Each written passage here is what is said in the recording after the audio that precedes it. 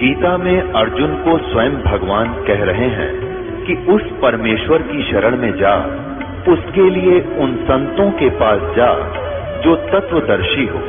इसी प्रकार हजरत मोहम्मद को उनका अल्लाह कह रहा है कि कोई और पूर्ण परमात्मा है। उसको पाने के लिए उन तत्वदर्शी संत की तलाश कर।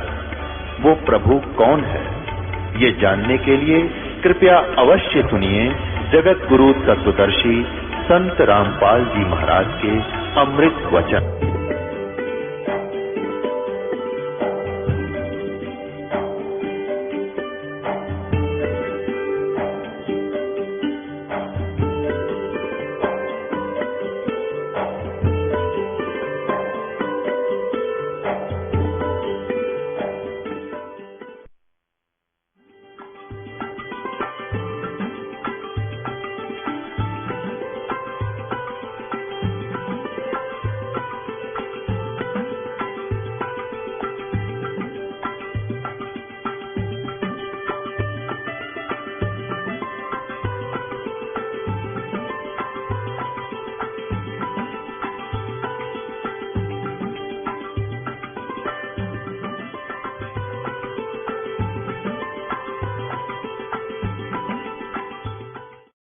पहले तो आदमी जब तक भगवान से परिचित नहीं होता, ज्ञान से परिचित नहीं होता, तो सातवें आसमान पर उसकी बुद्धि रहती है।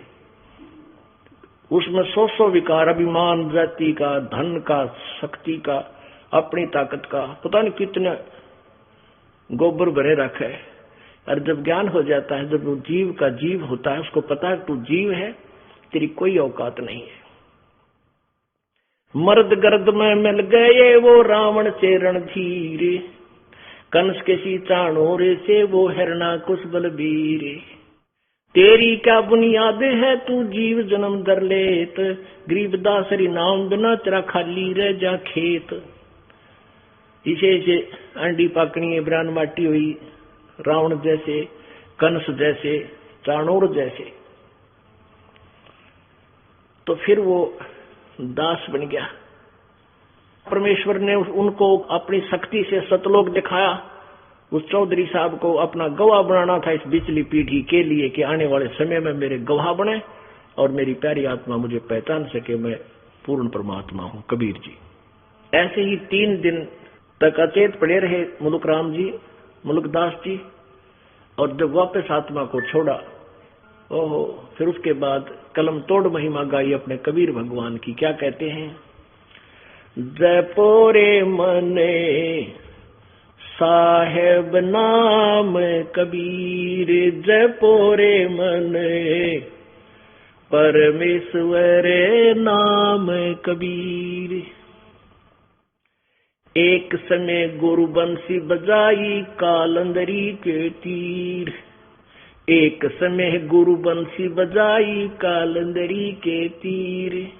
सुर नर मुनि जन थकत बहे वो रुक गया दरिया नीर, जपोरे मन साहेब नाम कबीर, जपोरे मन परमेश्वर नाम कबीर। काशी तज गुरु मगहर आए दोनों दीन के पीर, काशी तज गुरु मगहर आए दोनों दीन के पीर। कोई गाड्डे कोई अग्न जलावे, ढूंढा ना पाया शरीर, जपोरे मन साहेब नाम कबीर, जपोरे मन परमेश्वर नाम कबीर। भाई 4 दाग से सतगुरु न्यारे अजरो अमर शरीर, 4 दाग से सतगुरु न्यारे अजरो अमर शरीर। दास मलूक सलूक कहते हैं खोजो खसम कबीर, जपोरे मन साहेब नाम कबीर, जपोरे मन परमेश्वर नाम कबीर। चार दाग से सतगुरु न्यारे अजरो अमर शरीर। चार दाग से सतगुरु न्यारे अजरो अमर शरीर। दास मलूक सलूक कहते हैं खोजो खसम कबीर। जपोरे मन परमेश्वर नाम कबीर। जपोरे मन साहेब नाम कबीर। अब क्या कहते हैं मुलुकदास जी कि ए मन सभी को सुना सुना कर कह रहे हैं कि उस कबीर परमात्मा की भक्ति कर रहे। वो कितना समर्थ है, क्योंकि पहले मुलुक राम जी श्री कृष्ण जी के पुजारी थे हिंदू धर्म में जन्म होने के कारण, और महिमा सुना करते थे कि श्री कृष्ण जी जब बंसुरी बजाते थे पशु पक्षी आ जाते थे उनके पास, गायें भी बैठ जाती थी। तब मुलुकदास जी ने एक दो प्रश्न किया था प्रभु जी से कि ऐसे ऐसे सुना है जी कृष्ण भगवान जब बंसुरी बजाते थे वहां गौएं आ जाती थी, बैठ जाती थी, उनकी प्यार से सुनते थे। क्योंकि हम बहुत दिनों तक उस पुराने रंग में रंगे रह जाते हैं, थोड़ी बहुत श्रद्धा उनमें रह जाती है हमारी। उसको समाप्त करने के लिए प्रभु अपनी प्यारी आत्मा को अपने शरण में लेने के लिए क्या क्या लीला करता है। एक दिन परमात्मा ने कहा चल भाई मुलुकदास, आज हम भी एक बंसुरी बजा के दिखावांगे तेरे उस जमुना के किनारे पे। परमात्मा ने ऐसे हाथ किया, हाथ में बंसुरी आ गई। वो कद्दे ना बजाया करते, वो तो मालिक थे। बंसुरी आ गई और फिर परमात्मा ने वह बंसुरी बजानी शुरू की उस कालंदरी यानी यमुना के तीर पे, किनारे पे। कहते हैं ऊपर से आसमान में देवता लोग भी नीचे को आगे अपने वाहन लेकर के आसपास छा गए, और मुलुकदास चारों तरफ देख रहा है। पशु पक्षी भी आसपास आकर के बड़े शांतपूर्वक बैठ गए, और दरिया का जल भी कति स्टेबल हो गया, डट गया, रुक गया जब परमात्मा ने वह बंसुरी बजाई। उसके विषय में कह रहे हैं एक समय गुरु बंसी बजाई कालंदरी के तीर। एक समय गुरु बंसी बजाई कालंदरी के तीर। सुर नर मुनि जन सब थक बहे वो रुक गया दरिया नीर। जपोरे मन परमेश्वर नाम कबीर। अब तुलनात्मक बताते हैं, तुम श्री कृष्ण जी की महिमा गाते हो, अब कबीर जी की सुन लो। उन्होंने भी ये लीला करके दिखाई, उसमें ऐसा कमाल कर दिया।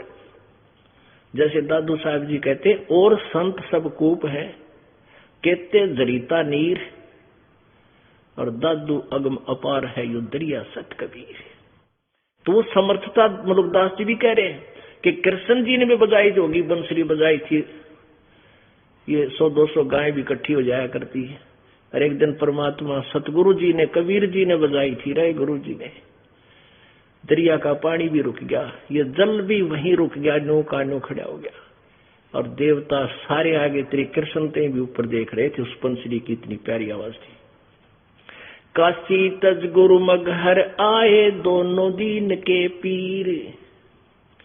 काशी तज गुरु मगहर आए दोनों दीन के पीर। कोई गड्ढे कोई अग्न जरावे ढूंढा ना पाया शरीर। जपोरे मने परमेश्वर नाम कबीर। जैसे सुबह भी आपको बताया था कि बनारस में इन हिंदुओं के नकली गुरु ब्राह्मणों ने, ब्राह्मण दो प्रकार के होते हैं प्यारी आत्माओं, एक तो परंपरागत केवल नाम का ब्राह्मण होता है और एक कर्म का ब्राह्मण होता है। अब जैसे किसी का कोई दादा परदादा 6ठी 7वीं पीढ़ी में कोई वैद्य होया करता, वैद्य, और वो इतना अच्छा वैद्य था, नब्ज पकड़ के बीमारी जान लेता था, रोग को जान लेता था, दवाई दे देता था, वो तुरंत स्वस्थ हो जाता था। 1-2 पीढ़ी तक भी उस कार्य को उनके वंशज करते रहे, तो वो उस वैद्य नाम से प्रसिद्ध हो गए। तो वो तो वास्तविक वैद्य थे, फिर उनके वंशजों को, पीढ़ियों को, जो सैकड़ों घर हो गए, वो ना तो पेट के दर्द की गोली जानते, दवाई जानते, और उनको भी वैद्य बोलने लगे सभी। यो रामकृष्ण वैद्य, कृपाराम वैद्य, ऐसे। तो वो वैद्य नाम नाम के वैद्य हैं वो, क्योंकि परंपरागत उनका एक सरनेम बन गया, उनका एक समूह का नाम बन गया, वैद्य कहने लगे उनको, लेकिन वो वैद्य नहीं है। ऐसे ही एक तो ब्राह्मण है जो कर्म करते हैं, यानी दीक्षा दिया करते थे, श्राद्ध श्रुद्ध पर जाकर अपना वो लटोटर करते थे।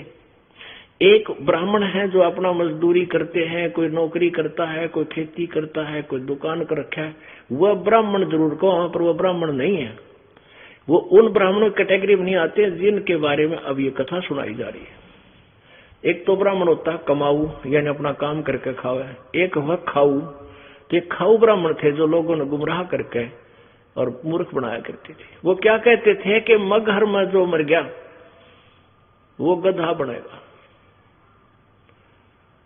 नरक में जाएगा, इसलिए मगर में कोई मत मरियो। और जो काशी में मरेगा वो सीधा स्वर्ग में जाएगा। तो वो भोले हिंदू लोग उन नकली गुरुओं की बातों में इतने आगे, इतनी उनकी बातों को ऑथेंटिक मान्या करते, उन स्वार्थियों को की बातों को, कि ये वेदों के ज्ञाता है और ये जो भी क्रियाक्रम बताते हैं वेदों को पढ़कर ही बता रहे हैं। उन्होंने क्या बता रखा था कि जो काशी में मरेगा वो सीधा स्वर्ग जाएगा। परमात्मा कहते थे भाई अच्छे काम करने वाला, शुभ कर्म करने वाला व्यक्ति, भगवान से डर कर रहने वाला, कहीं भी मृत्यु हो वो सीधा अपने इष्ट लोक धाम को जाता है। और पापी आदमी कितना मर्जी हो सीधा नरक में ठोका जाएगा। ये इनकी बातों को सत्य मत मानो, पर नहीं मानते थे कबीर जी की बात को। अब उन नकली गुरुओं ने कैसा जुल्म करवा दिया। पहले तो ये धारणा फैला दी कि वे जो काशी में मरेगा वो सीधा स्वर्ग जाओगा। अब पुण्यात्माओं, अभी तक हमने स्वर्ग का ही पता था कि स्वर्ग में चले जाओ बेड़ा पार हो जाएगा। अब स्वर्ग तो वैसे सबसे घटिया स्थान है। अब ज्ञान हुआ कि अपनी पूंजी को वहां स्वर्ग में मस्ती मार के खत्म कर देंगे पुण्यों को, फिर पाप के आधार पर नरक में जाएंगे। वो हमारे साथ सबसे बड़ा धोखा है। अब ज्ञान हुआ, लेकिन पहले हम स्वर्ग को ही उत्तम मानते थे। तो स्वर्ग प्राप्ति के लिए प्रत्येक आदमी ललायित था, प्रत्येक की इच्छा थी। तो बूढ़े बुजुर्ग अपने बच्चों से कहने लगे, बेटा अब हम बूढ़े हो गए हैं, हमारे लिए कोई व्यवस्था बनारस में कर दो, काशी में, ना जाने कब मृत्यु हो जाए, हम स्वर्ग चले जाएंगे। तो उन्होंने क्या किया कि बनारस में जाकर इन ब्राह्मणों से संपर्क किया कि गुरुजी, क्योंकि उनके गुरुजी वहां, जैसे क्षेत्र में कोई ब्राह्मण है वो उनका गुरुजी, फिर वो ब्राह्मण एजेंट है उन बनारस के ब्राह्मणों का। उसने अपने गुरुजी से कहा कि हमारे पिताजी कह रहे हैं कि हमें, माताजी कह रहे हैं, माता पिता, कि हमें बनारस में छोड़ दो कुछ दिन, हमारी मृत्यु वहीं हो जाए तो हम पार स्वर्ग चले जाएंगे। तो वो जो उनका गुरुजी था वो पहुंचा वहां बनारस में कि ऐसे ऐसे हमारे यजमान हैं, वो यहाँ कुछ दिन रहना चाहते हैं, और क्योंकि वो यहाँ मरेंगे तो स्वर्ग चले जाएंगे। तो उन नकली गुरुओं ने कहा कि हम उनको यहाँ रख लेंगे, वो पैसे हमें दे देंगे, यहाँ जो किराए के पे मकान लेंगे उनका खाने खर्चे का हमें दे देंगे, तो और बढ़िया हो गया। तो उन ऐसे वो चारों तरफ से बूढ़े बूढ़े आदमी कति वृद्ध होले और उन बनारस के उन ब्राह्मणों के पास छोड़ने लगे। उनका जो भी महीने का खर्चा उन्हें कहा वो देने लगे। उनका खर्चा मान ले 10 रुपये होना था, वो 50 मांगा करते। अब अपने माता पिता के लिए, क्योंकि वहां धनी व्यक्ति ही जा सकता है, ऐसा वहां कर सकता है, तो उन धनी व्यक्तियों ने अपने पिताजी के लिए ये कार्य भी शुरू कर दिया। उसका हो सकता है ये 1 साल जीवें, 2 साल जीवेंगे, वहां इनकी व्यवस्था करवाने लगे। अब उन स्वार्थियों के मुश्किल होगी, उनका फांसी गल गई गल में। अब एक ब्राह्मण के घर में 10-10 बूढ़े, 10-10 बूढ़िया इकट्ठी होगी। अब बूढ़ा देख के मुश्किल हो जाए, संगवाना जाए, कारी बीमारी हो जाते घर में, और वो 10-10 आफत मोल ले ली उन नकलियों ने स्वार्थ में, पैसे के लालच में। तो वहां 150-200 ब्राह्मण थे। उनने सोची वह तो बात बिगड़ गई, इबिन बुढ़िया ने क्यों संगवावा। उनने मीटिंग करी नकमी आत्माओं ने, जालिमों ने। उन्होंने क्या किया कि गंगा के किनारे एक मानस काटने का हत्था बना दिया, एक हत्था बना दिया, यानी एक ऐसी स्थान बना दिया कि उसमें गुफा बनाई कती किनारे पे, और उस गुफा को एक ईंटों के आरस बना दी ऐसे, और उसके अंदर एक आरा फिट कर दिया लकड़ी काटने का, आरी, जैसे आरे से क्रोंत बोलते हैं उसको, क्रोंत, और उसकी हैंडलिंग, उसको कंट्रोल कर दिया थोड़ी दूरी पे। उस साइड में अलग से स्ट्रक्चर बना दिया और उसका रस्सा खींच दिया अंडरग्राउंड, और वहां एक ऐसा बढ़िया तकत सा प्लेटफॉर्म सा बना दिया। फिर ये अफवाह फैला दी कि भाई जो स्वर्ग जाना चाहता है, भगवान की तरफ से एक क्रोंत आता है, क्रोंत आरा, जो जल्दी स्वर्ग जाना चाहता है वो गर्दन कटवा ले वहां क्रोंत से, और वो सीधा बहुत शीघ्र स्वर्ग चला जाएगा। अब बुढ़ापे में आदमी उठा जाना बैठा जा, कदे खांसी उठा, कदे आंख तो दिखा नहीं कि तब पड़ जा। तो उनने सोची मरना तो आज भी है, बुढ़िया ने सोची, बुजुर्गों ने, मरना कल भी है। और देख कितना बढ़िया काम हमारे गुरुजिया ने बता दी, भगवान का आदेश हो गया और ऊपर से परमात्मा की तरफ से क्रोंत आता है, और उसकी फीस रख दी एक्स्ट्रा कि अभी जो 100 रुपये देगा भगवान का, फिर उसके बाद हम वो भगवान को प्रसन्न करने के लिए बहुत क्रियाएं करनी पड़ती है, तब वो क्रोंत आएगा। ऐसा कोई फीस रख दी उसकी। अब उन बुजुर्गों ने सोची मरना तो हमने है ही, यहां हम भी दुखी हो रहे हैं, और ये ब्राह्मण लोग, ये गुरुजी है कच्चा पक्का भोजन देते हैं यहाँ पर, वो दुखी होंगे।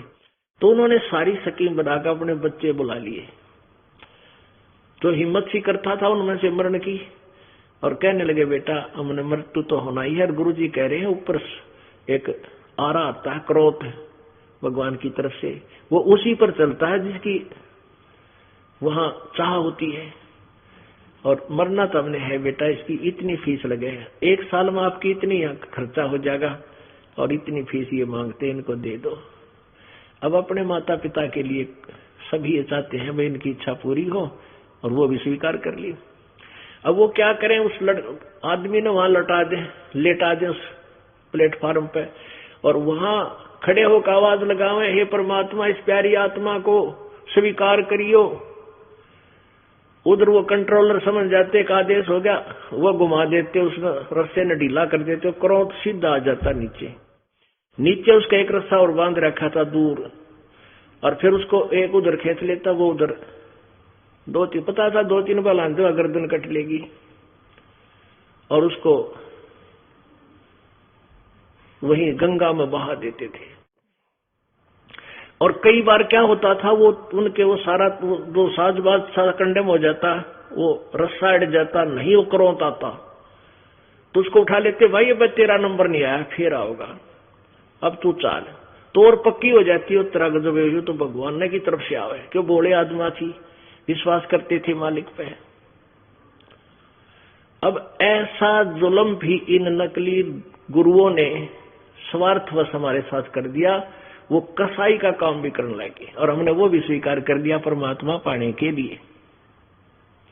तब परमात्मा ने उनका अंधेरा हटाने के लिए कहा था कि ये जालिम लोग हैं, ये क्रोध भगवान की तरफ से नहीं आता, इनके स्वार्थ की तरफ से आता है।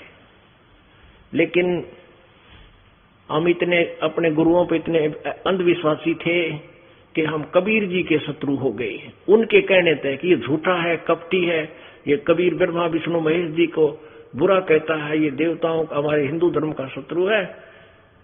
तो परमात्मा कहते हैं कहूं सच्ची ये मानना झूठी। परमात्मा क्या कहते थे, निरंजन धन तेरा दरबार, निरंजन धन तेरा दरबार, जहां पर तनिक न न्याय विचार। निरंजन धन तेरा दरबार, जहां पर तनिक न न्याय विचार। भाई वैश्या उड़े मुल मुल खासा, गल मोतियों के आर। वैश्या उड़े मुल मुल खासा, गल मोतियों के आर। पति भर्ता को मिले न खादी, वो सूखा नरस आहार। निरंजन धन तेरा दरबार, निरंजन धन तेरा दरबार, जहां पर तनिक न न्याय विचार। भाई पाखंडी की पूजा जग में, संत को कहे लबाड़। पाखंडी की पूजा जग में, संत को कहे लबाड़। अज्ञानी को परम विवेकी, ज्ञानी को मूढ़ गंवार। निरंजन धन तेरा दरबार, निरंजन धन तेरा दरबार, जहां पर तनिक न न्याय विचार। कह कबीर सुनो भई साधो, या सब उल्टा व्यवहार। कहे कबीर सुनो भई साधो, सब उल्टा व्यवहार। सच्चों को तो ये झूठा बताओ, इन झूठों का एतबार। निरंजन धन तेरा दरबार, निरंजन धन तेरा दरबार, जहां पर तनिक न न्याय विचार। कह कबीर सुनो भई साधो, सब उल्टा व्यवहार। कहे कबीर सुनो भई साधो, सब उल्टा व्यवहार। सच्चों को तो ये झूठा बताओ, इन झूठों का एतबार। निरंजन धन तेरा दरबार, निरंजन धन तेरा दरबार। अब ये सारा कुक्रम यू काल करवा रहा है, ये ज्योति निरंजन काल ये सब जुल्म करवा रहा है कि इस समाज को, मानव समाज को अपने नकली गुरुओं के द्वारा इतना भ्रमित कर दूं, ये सत भक्ति से और परमात्मा की महिमा से कति विपरीत आरूढ़ हो जाए। ये तो परमात्मा स्वयं आते हैं समय समय पर अपनी समर्थता का प्रमाण देकर भक्तों को, मानव समाज को फिर से भगवान से जोड़ते हैं। इस पिछली पीढ़ी के लिए ये चाहते हैं कि पिछली पीढ़ी तक मनुष्य में परमात्मा की आस्था बनी रहे। नहीं तो ये काल चाहता है ये नास्तिक हो जाएं, ऐसी साधना करवा दें इनसे नकली लोग संत कि इनसे कोई भगवान से कोई लाभ ना हो, और ये सब कहने लग जाएं कि परमात्मा कहीं नहीं है, झूठ बोलते हैं। जैसे पूरा चीन नास्तिक हो गया, रूस नास्तिक हो गया। क्यों हो गया?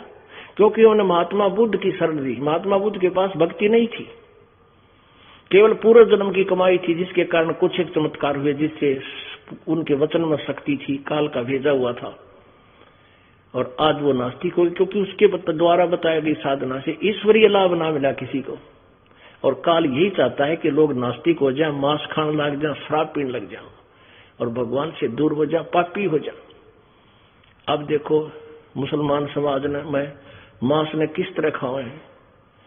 ईसाई समाज में देख लो, मांस की आंट नहीं, शराब की आंट नहीं, तो सिगरेट की कोई उनके लिए मर्यादा नहीं। ऐसे ही सिख समाज में मांस और शराब तो ऐसी होगी जैसे दूध और दही पिया करे। ऐसे हिंदू समाज में आग लग गई। तो काल ये चाहता है कि मैं इतना गिरा दूं कि जो भक्ति युग आवे तब तक ये कति नास्तिक हो जा और कति दुष्ट हो जा। लेकिन परमात्मा कहता है मेरी आत्मा, मेरी प्यारी आत्माओं को मैं आप सुधार लूंगा। मेरे पास वो शक्ति है, मेरे पास वो ज्ञान है, वो भक्ति है, न मांझ दो के फिर साफ कर लूंगा अपना ने और भक्ति योग बना लूंगा। इतनी समर्थता है मालिक के ज्ञान में। और ज्ञान सब ज्ञानड़ी, ये कबीर ज्ञान सो ज्ञान, जैसे गोला तोब का अब करता चले मैदान। अब परमात्मा का ज्ञान इतना जबरदस्त है, ऐसा अटैक करेगा अज्ञान के ऊपर, ऐसा आक्रमण करेगा जैसे तोब का गोला सब किले और मकान ढा के कति मैदान बना देता है। तो पुण्यात्माओं, परमात्मा ने कहा भी मैं घर में शरीर छोड़ूंगा और तुम देख लियो मैं कहां जाऊंगा। तो परमात्मा ने वहां मगहर में जाकर, जहां मरने से ये ब्राह्मण लोग कहते थे वहां गधा बनता है, नरक में जाता है, तो परमात्मा ने कहा भाई मैं सच्ची भक्ति करता हूं, पूर्ण परमात्मा की करता हूं, और तुम्हारे इन भगवानों की नहीं करता हूं, और आप देखना मैं मगहर मरूंगा और वहां देखना कहां जाता हूं। तो उस समय कबीर परमेश्वर जी के वीरदेव सिंह बघेल काशी का राजा और बिजली खां पठान मगहर का नवाब दोनों शेष हो चुके थे।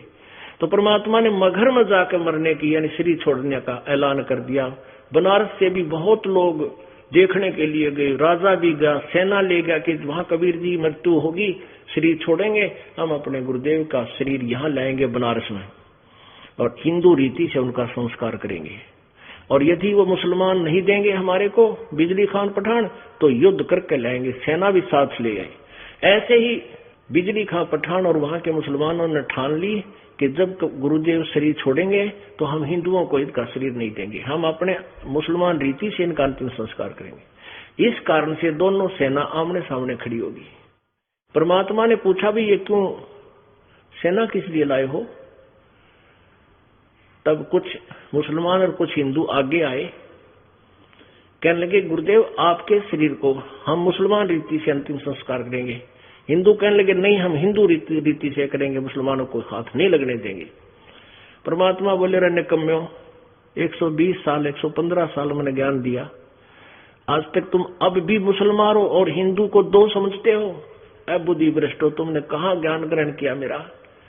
हिंदू और मुसलमान दो नहीं भाई, तुम तो नालायक आदमी हो। खबरदार जो आपस में झगड़ा किया मेरे शरीर के कारण, क्यों मेरे को दोष मत लगाना, आपस में कत्लेआम करके, खबरदार ऐसा गलती की तो।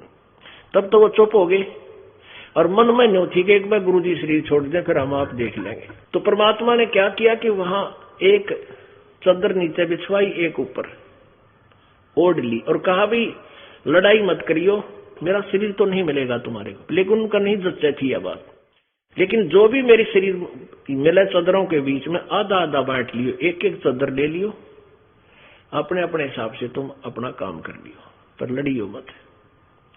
जब थोड़ी सी देर के बाद परमात्मा ने देखा, ऊपर से आकाशवाणी की कि देख लो वह पंडितों, मैं स्वर्ग जा रहा हूं और मगर मरा हूं। मरा तो नहीं थे परमात्मा, तो अजर अमर है, सह शरीर जा रही थी। तो सबने ऊपर देखा परमात्मा जा रहे हैं आकाश में, तो सबने एक दूसरे ने दांता तल उंगली दबाई को हो तो भगवान थे भाई, सचमुच ये तो स्वर्ग गए। और उन्होंने सोचा वैसे सही बात है, कबीर जी की भक्ति सही थी, देखो स्वर्ग चले गए। अपने आत्माओं कहां तो वहां कत्लेआम होना था, हिंदू और मुसलमान का इतना जबरदस्त युद्ध होना था जैसे महाभारत हुआ था, लेकिन परमात्मा ने अपनी शक्ति से उसको टाल दिया। उस समय वो दोनों हिंदू और मुसलमान एक दूसरे से सीने से लग कर रो रहे हैं और अपने दुर्बुद्धि को कोस रहे हैं कि हम दुष्ट थे, हमने भगवान को पहचाना नहीं, हमने उनकी अंतिम समय में भी आत्मा दुखा दी, हम लड़ने को तैयार हो गए, हम पापी थे। उन्होंने आपस में सलाह करके एक चादर हिंदुओं ने ले ली, एक मुसलमानों ने। आधे फूल जो सुगंधित फूल मिले थे परमात्मा के शरीर के समान सुगंधित फूल मिले थे, शरीर नहीं था वो तो चले गए शत्रु शरीर। आधे फूल हिंदुओं ने ले लिए, आधे मुसलमानों ने। वहीं साथ साथ दोनों ने, उन्होंने हिंदू रीति से संस्कार कर दिया, वहां एक कब्र बना रखी है मुसलमानों ने, और हिंदुओं ने वहां एक नीचे ऐसी यादगार बना दी है, नीचे गड्ढा खोद के वहां दाब रखे फूल, और दोनों साथ साथ यादगार बड़ी है। ये दास सैकड़ों भक्तों के साथ वहां देख कर आए हैं, और पूरा वो मगहर नगर आज भी गवाही देता है कि ऐसा ही हुआ था। तो इसके बारे में मुल्कदास जी कहते हैं, काशी तज गुरु मगहर आए दोनों दीन के पीरी, जयपोरे बने परमेश्वर नाम कबीर। काशी तज गुरु मगहर आए दोनों दीन के पीरी, काशी तज गुरु मगहर आए दोनों दीन के पीरी। कोई गाड्डे कोई अग्न जरावे, ढूंढा ना पाया शरीर, जपोरे मने परमेश्वर नाम कबीर। चार दाग से सतगुरु न्यारे वो अजरो अमर शरीर। अब क्या बताते हैं कि परमात्मा कबीर जी चार दाग में नहीं आते। जैसे चार प्रकार से अंतिम संस्कार करते हैं मृत शरीर का। हिंदू कुछ तो अग्नि में जलाते हैं, सभा अंतिम संस्कार अग्नि में जला देते हैं, और कुछ कब्र बना देते हैं, जमीन में गाड़ देते हैं, दूसरा दाग। और तीसरा दाग जल प्रवाह कर देते हैं, दरिया में बहा देते हैं, पशु पक्षी खाकर, जीव जंतु खाकर इसकी लाश को, इसके मांस को आशीष देंगे, इसको पुण्य लगेगा। और कुछ एक ऐसे हैं कि कबीले ऐसे हैं जो ऊपर एक बड़ा सा मचान बना देते हैं, वो ऊपर ऊंचा काफी, उसके ऊपर डाल देते हैं ऐसे खुला, उसे पशु पक्षी आकर के उसको खा जाते हैं या जंगल में फेंक देते हैं। ये चार प्रकार से अंतिम संस्कार यानी दाग देते हैं। चार दाग से सतगुरु न्यारा वो अजरो अमर शरीर। परमात्मा कबीर जी का शरीर कोई से दाग में भी नहीं आया, अजर अमर थे मालिक का शरीर। दास मलूक सलूक कहते हैं, खोजो खसम कबीर जपोरे मन, परमेश्वर नाम कबीर। अब कहते खोजो उस खसम कबीर को, खामिद मालिक, वो सबका मालिक, सबका स्वामी, उस खसम को, उस सबके स्वामी को, उस अपने निज मालिक को, उस कबीर को ढूंढो, उस परमात्मा की भक्ति करो। बोलो सतगुरुदेव। और बात तेरे काम न आवे, तू संतों शरण लाग रे, के सोवे गफलत में बंदे, जाग जाग नर जाग रे, जाग जाग नर जाग रे। और बात तेरे तू संतों शरण लाग रे, के सोवे गफलत में बंदे,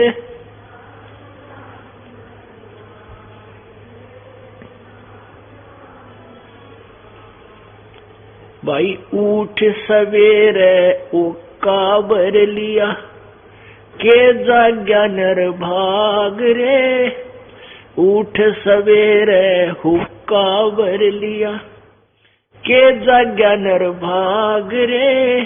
राम रट्या ना कोई सुकर्म कीन्या, ये फूटे तेरे बाग रे, फूटे तेरे बाग रे। और बात तेरे काम न आवे, संतों शरण लाग रे, के सोवा गफलत में बंदे, जाग जाग नर जाग रे। भाई तन सरायम जीव मुसाफिर, करता रहे दिमाग रे, तन सरायम जीव मुसाफिर, करता रहे दिमाग रे। रात बसेरा कर ले डेरा, चले सवेरा त्याग रे, चले सवेरा त्याग रे। और बात तेरे तू संतों शरण लाग रे, के सोव गफलत में बंदे, जाग जाग नर जाग रे। उमदा चोला बन अनमोला, लगे दाग पे दाग रे, उमदा चोला बन अनमोला, लगे दाग पे दाग रे। 2 दिन की गुजरान जिगत में, तो जड़े बिरानी आग रे, जड़े बिरानी आग रे। और बात तेरे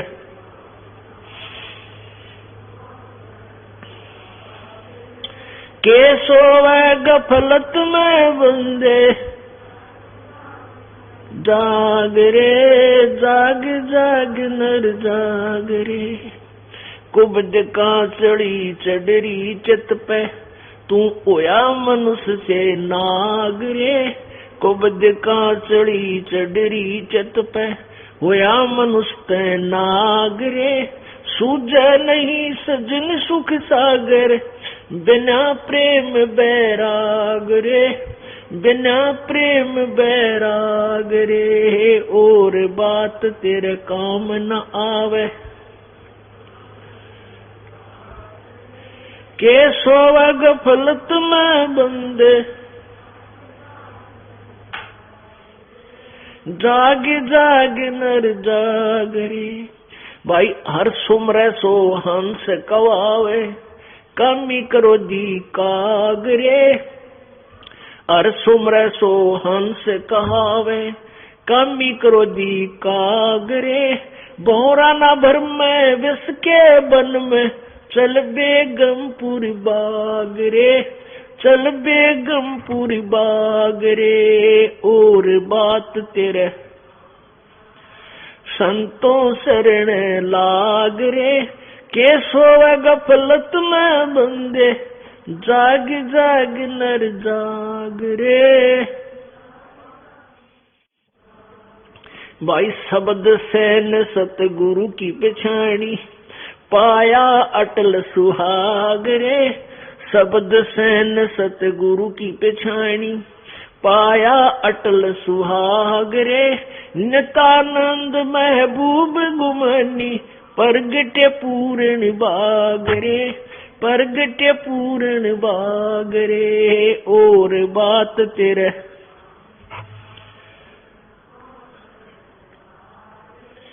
के सोवे गफलत में बंदे, जाग जाग नर जाग रे, जाग जाग नर जाग रे। सत साहिब पुण्यात्माओं, परमेश्वर कबीर जी हम सभी आत्माओं के परमपिता हैं। वो हमारे सच्चे मालिक हैं, सच्चे साहिब हैं, सत साहिब हैं। सत साहिब का अर्थ होता है सच्चा मालिक, वास्तविक स्वामी, हमारा असली पिता, असली मालिक। साहब का अर्थ होता है भगवान, स्वामी, मालिक, पति, राम, अल्लाह, गॉड, कुछ भी कहो इसको। अब ये सत साहब क्यों कहा जाता है? सत साहिब, सत साहब। अब जैसे हम यहाँ काल के जाल में फंस गए और ये 21 ब्रह्मांड जेल है, जेल। ये एक प्रिजन है, कारागार है, और इस कारागार के अंदर बहुत से प्रबंधक होते हैं। जेल का सुपरिटेंडेंट होता है, फिर उससे ऊपर भी अधिकारी होते हैं, और नीचे भी वहां बहुत से अलग वार्डन बनाए जाते हैं जो इंचार्ज कैदियों के होते हैं। तो हम सभी आत्माएं, सभी प्राणी, पशु पक्षी, मनुष्य, देवता जितने भी हैं, हम काल की जेल में हैं। और यहाँ के मालिक कौन है? इस जेल के प्रबंधक, यहाँ का सुपरिटेंडेंट समझ लो यू काल है, या यहाँ का मालिक समझ लो डीजी समझ लो, और ब्रह्मा विष्णु महेश यहाँ के प्रबंधक हैं। इस जेल में सबकी व्यवस्था रखते हैं, और आप और हम सभी यहाँ कैदी है। ये सत्कर मान लेना। एक पुन्नी एक पापी आया, एक है सोम दलेल रे। गरीब दास सतपुरुष भजन बिन, सब ही जम की जेल रे। एक पुन्नी एक पापी आया, एक है सोम दलेल रे। गरीब दास हरि भजन बिना, ये सब ही जम की जेल रे। एक पुण्य करता है, पुण्य धर्मी व्यक्ति है, और एक बिल्कुल पुण्य नहीं करता, बिल्कुल कंजूस है, सोम है।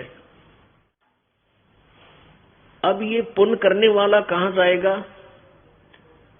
स्वर्ग जाएगा, और स्वर्ग में अपने पुण्यों को समाप्त करके कहाँ आएगा? नरक में जाएगा। क्योंकि जब तक हम कबीर परमेश्वर जी की शरण में परम संत के माध्यम से नहीं जुड़ते हैं, तब तक प्राणी को, चाहे वो किसी भी देव की भक्ति करता है, चाहे ब्रह्म साधना करता है, चाहे परब्रह्म साधना करता है, चाहे वो ब्रह्मा विष्णु महेश या अन्य देवताओं की और अन्य पूजाएं करता है,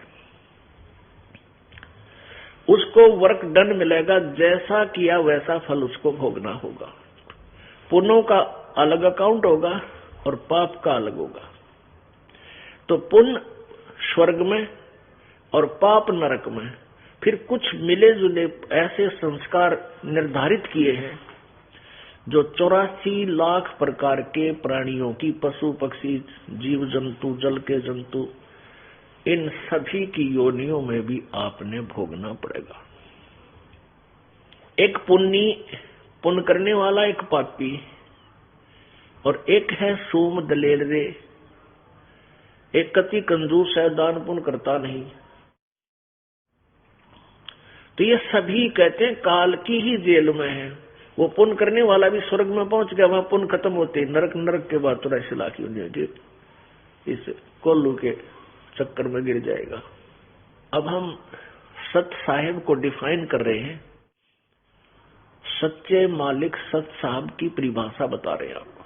अब सत साहिब क्यों कहना पड़ा? क्योंकि सच्चा मालिक हमारा वास्तविक जो हमारा धनी है, हमारा स्वामी है, जिसके हम बच्चे हैं, वो कबीर देव है, कबीर साहब। देव कहो, साहब कहो, राम कहो, अल्लाह कहो, गॉड कहो, ये सभी भाषा भिन्न और उपमात्मक परमात्मा के नाम हैं। अब जैसे एक तहसीलदार साहब, फिर एसडीएम साहब, फिर डिप्टी कमिश्नर साहब, मंत्री साहब एक प्रांत में, और मुख्यमंत्री साहब, फिर प्रधानमंत्री साहब और राष्ट्रपति साहब, ये सभी साहब हैं। इसी प्रकार हमने प्रभु को समझना है, प्रभु की परिभाषा समझनी है। अब एक ब्रह्मांड में केवल 3 लोक के ऊपर रजगुण ब्रह्मा जी, सतगुण विष्णु जी, तमगुण शिव जी एक एक विभागीय मंत्री हैं। एक ब्रह्मांड को समझो एक प्रांत है, और हम इसमें बंद हैं। हमारे प्रबंधक हैं ये तीनों मंत्री। ये क्यों हमें यहां रोके हुए हैं? क्योंकि हमने एक गलती की थी सतलोक में। उस गलती के कारण हम आज तक दंड भोग रहे हैं। वो दंड तो ये उसका इतना बड़ा पैमाना हो गया, हमारे लिए इतना बड़ा दंड बन गया कि 84 लाख योनियां भी उसी कारण से आज हम भोग रहे हैं। क्योंकि हम अपने पिता को भूलकर उस सच्चे मालिक को, सच्चे साहब को, सत साहब को भूल गए। इस झूठे नकली साहब के ऊपर हम आकर्षित हो गए। कौन? किसके ऊपर? इस ब्रह्म ज्योति निरंजन के ऊपर। और इसके साथ हम यहाँ काल के इसके लोक में आ गए। इसको श्राप लगा हुआ है 1 लाख मनुष्य शरीरधारी प्राणियों का के शरीर से जो सूक्ष्म शरीर निकलता है, उस सूक्ष्म शरीर को तपतशिला पर भूनता है। एक तपतशिला है, अपने आप प्रज्वलित रहती है वो, जैसे तवा होता है, तई चूल्हे की तवा, ऐसे वो अपने आप गर्म रहता है ऑटोमेटिकली। उसके ऊपर 1 लाख मानव शरीरधारी प्राणियों के सूक्ष्म शरीर सहित उनको वहां डाल दिया जाता है। और उन्होंने अपने जीवन में, अब देखो, आप देखते हो इंसान बुराई को तुरंत स्वीकार कर लेता है। शराब पीना, मांस खाना, उलास सूंघना, भांग पीना, तम्बाकू, जब किसी तरीके से टेक्निक ढूंढ ली, हुक्का बनाया, फिर पानी डाला और गुरुड़ फिर तम्बाकू कुटे से बुरी तरह उसको गधे भी ना खास तम्बाकू ने उसने मानस खाने लगे, खावे मनुष्य और पीवे, और शराब, ये सभी, और फिर खट्टे मीठे टेस्ट आहार के लिए, ये सारे मन करवाता है। और मन है ये काल का एजेंट। काल ने अपना एजेंट छोड़ रखा आत्मा के साथ, आत्मा इसके अधीन कर दी इसने। अब ये सारे उल्टे काम में राजी रहेगा, नाचने गाने भूंडे कुकर्म करना, और आत्मा को ये पसंद नहीं, लेकिन ये इसका विवश होगी, इसने इसको अंधा कर दिया, अज्ञानी बना लिया अपने जैसा, जिस कारण से ये ऐसे टेस्ट करवाता है, शराब तंबाकू मांस खिलाता है, और फिर ऐसे जो आहार सारा जीवन जो करता है प्राणी मनुष्य, उसकी कुछ अंश सूक्ष्म शरीर के अंदर समा जाता है, शराब का भी, मांस का भी, और ये खट्टे मीठे टेस्ट का भी, और तंबाकू भांग आदि का। फिर उन सब को इकट्ठा डालता है, उन शरीरों को जिन्होंने मांस आदि खाए हैं या ना खाए हैं, सबको इकट्ठा डाल देता तपस्या। फिर सूक्ष्म शरीर में ये प्राणी मरता नहीं, लेकिन पीड़ा इतनी होती है, तौबा बोल जाता वहां तक तपस्या, बहुत बुरी तरह चिल्ला चिल्ला के ये बेहोश हो जाता है।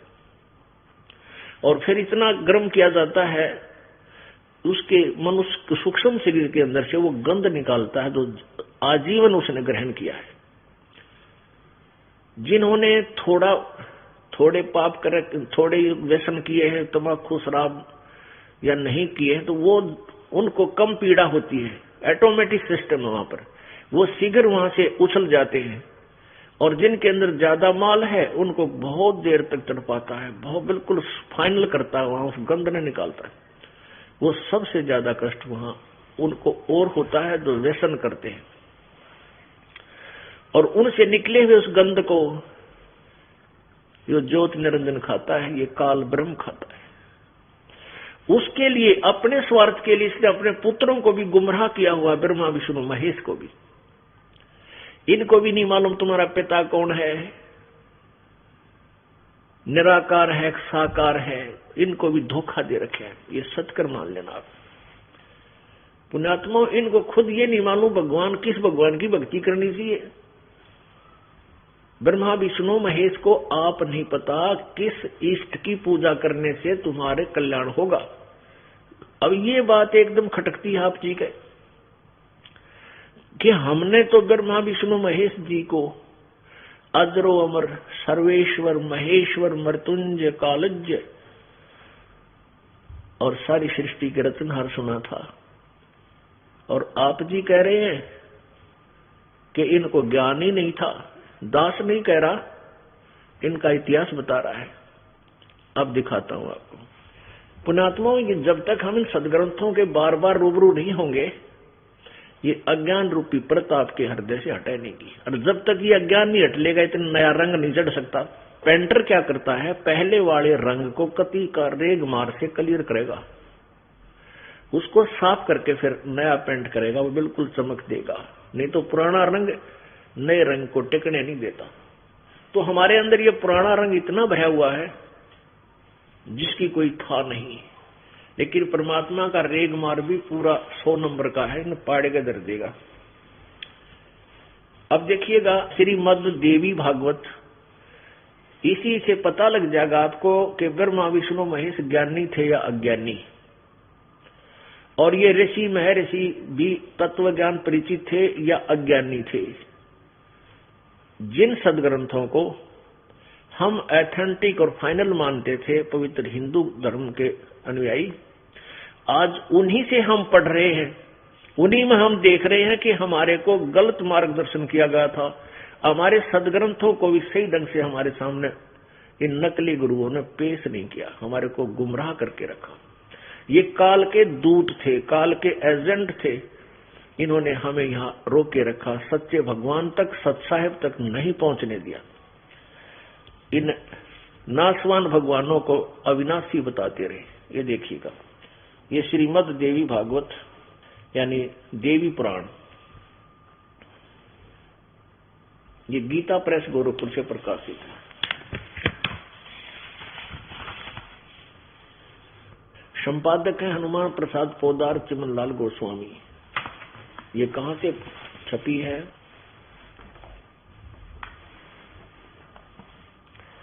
प्रकाशक में मुद्रक है गीता प्रेस गोरखपुर, गोविंद भवन कार्यालय कोलकाता का संस्थान।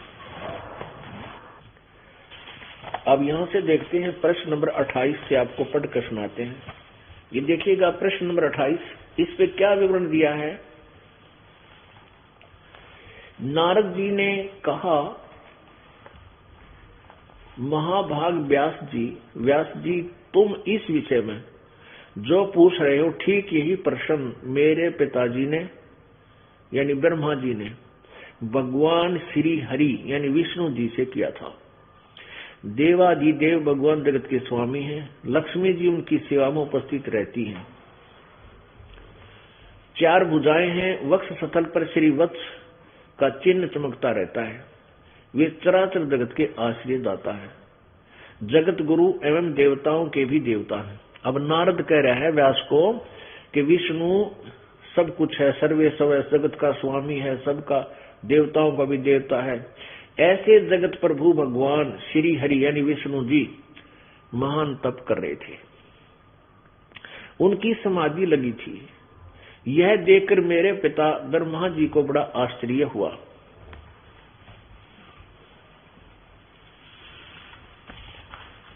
अतः उन्होंने उनसे यानी विष्णु जी से जानने की इच्छा प्रकट की। ब्रह्मा जी ने पूछा प्रभु, आप देवताओं के अध्यक्ष, जगत के स्वामी और भूत भविष्य एवं वर्तमान सभी जीवों के एकमात्र शासक हैं, भगवान फिर आप क्यों तपस्या कर रहे हैं और किस देवता यानी किस भगवान की आराधना में ध्यान मग्न है।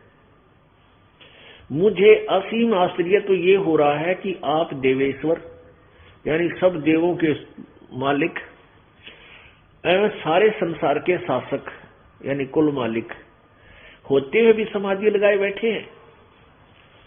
अब ब्रह्मा जी के विनीत वचन सुनकर भगवान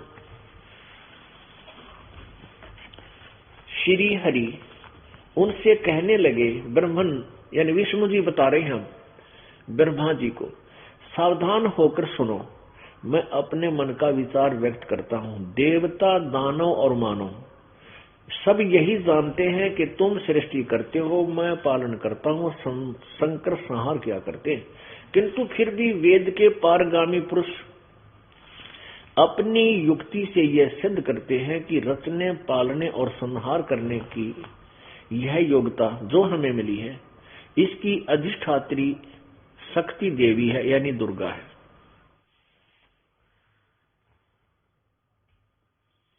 ब्रह्मा जी, हम सभी शक्ति के सहारे ही अपने कार्य में सदा सफल होते आए हैं। सुवर्त, प्रत्यक्ष और परोक्ष दोनों ही उदाहरण मैं तुम्हारे सामने पेश करता हूं, सुनो। यह निश्चित है कि उस शक्ति के अधीन होकर ही मैं इस शेष नाग की सैया पर सोता और सृष्टि करने का अवसर आते ही जाग जाता हूं। मैं सदा तप करने में लगा रहता हूं। उस शक्ति के शासन से कभी मुक्त नहीं रह सकता। कभी अवसर मिला तो लक्ष्मी के साथ सुखपूर्वक समय बिताने का सौभाग्य प्राप्त होता है। मैं कभी तो दानों के साथ युद्ध करता रहता हूं। अखिल जगत को भय पहुंचाने वाले दैत्यों के विकराल शरीरों को शांत करना मेरा परम कर्तव्य है। ये 29 पृष्ठ पर बता रहे हैं। और प्रथम सकंद